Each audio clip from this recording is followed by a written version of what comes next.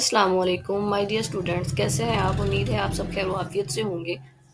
आज मेरा यूट्यूब के ऊपर बेसिक केमिस्ट्री का लेक्चर नंबर 4 है।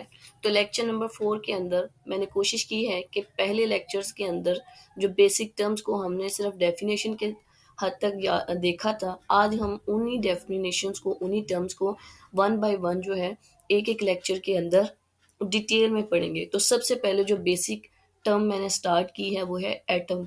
तो एटम क्या है? Is the building block. Atom is the building block किस चीज का? हर वो सब्सटेंस, एवरी सब्सटेंस या हर मैटर या किसी भी मैटर का बिल्डिंग ब्लॉक या सबसे बेसिक स्मॉलेस्ट यूनिट जो है वो एटम है। फिजिक्स हो, केमिस्ट्री हो, हम उसके अंदर जो चीज़ें डिस्कस करते हैं उसका बेसिक यूनिट क्या है? एटम। एग्जाम्पल इसकी हम जनरल लाइफ में देखें कि हमने अगर देखना हो कि एक जो पूरी की पूरी बिल्डिंग है वो किस चीज़ से बनी हुई है, तो उसका बेसिक यूनिट जो है वो ईंट है। तो अगर हम केमिस्ट्री या फिजिक्स की टर्म में देखें तो वो ईंट एज अ एटम है। यहाँ पे जो है हम देखते हैं कि ओवरव्यू करते हैं एटॉमिक स्ट्रक्चर का। कि आपने देखा होगा, आप बेशक हम देखते हैं कि एटम का ओवरऑल हम कहते हैं कि एटम के गिर्द जो है वो ऑर्बिटल्स होते हैं और उसके सेंटर में न्यूक्लियस होता है। तो यहाँ पे हमने ओवरव्यू इस तरह देखा हुआ है कि जनरल स्ट्रक्चर्स हैं, कुछ कुछ में उसका चार्ट शो किया हुआ है, कुछ में उसका बेसिक स्ट्रक्चर है। तो हम इसको देखते हैं कि ये चार्जेस क्या हैं, ये बेसिक स्ट्रक्चर सेंटर में पॉजिटिव कैसे है, ये हम सारी चीज़ें वन बाय वन देखते हैं। अब हम देखते हैं सब एटॉमिक पार्टिकल्स के एटम जो है वो बेसिकली बना किस चीज़ से हुआ है।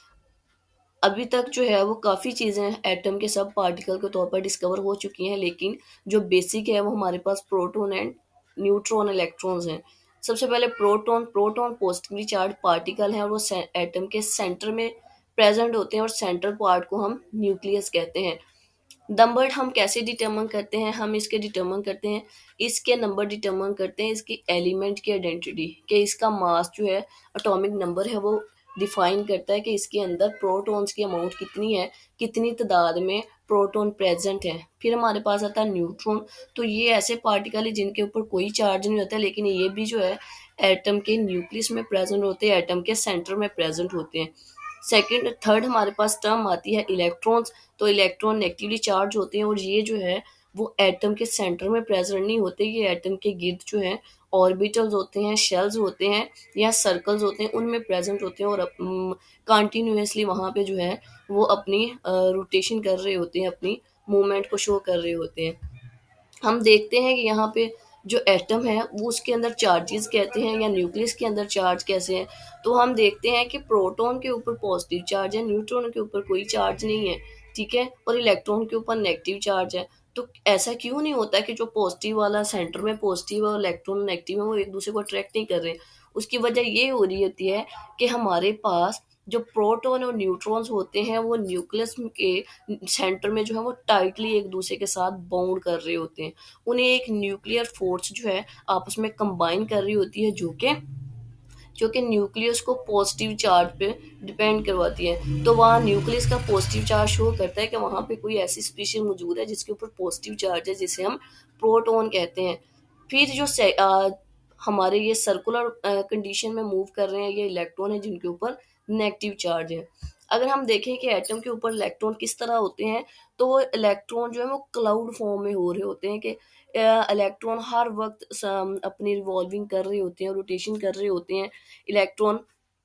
तो ये जो है वो एक क्लाउड सा शो करवाया हुआ है इलेक्ट्रॉन्स का, कि वो किस तरह सेंट्रल पोजीशन के गिर्द मूव कर रहे होते हैं, क्योंकि जो एटम, ये जो इलेक्ट्रॉन सेंटर से दूर होंगे वो उसकी तरफ उसकी अट्रैक्शन फोर्स कम होगी सेंटर की तरफ, लेकिन जो सेंटर के करीब होंगे उनकी अट्रैक्शन फोर्स ज़्यादा होगी। तो आई होप सो कि आप लोगों को जो है आज एटम का जो बेसिक कंसेप्ट था उसकी अच्छे से समझ आई होगी।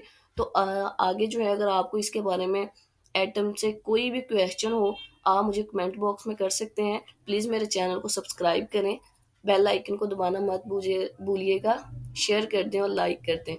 जज़ाकल्लाह।